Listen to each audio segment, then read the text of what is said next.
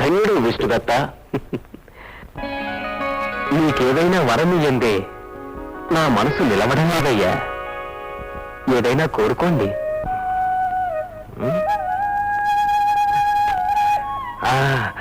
స్వామి, మాకు ఈ మహాభాగ్యం అవ్వడానికి కారణం పాపం మా రావి చెట్టు మీద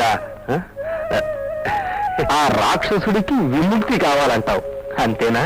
అవును స్వామి, అంతే. నీ వైశ్వదేవ బలుడు తిన్నప్పుడే వాడి రాక్షసత్వం హరించుకుపోయింది. నీకు సహాయం చేసిన పుణ్యానికి కల్పాంత బ్రహ్మలోక ప్రాప్తి కలగనే కలిగింది.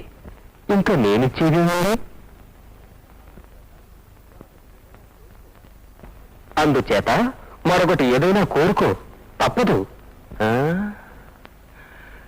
సోమి,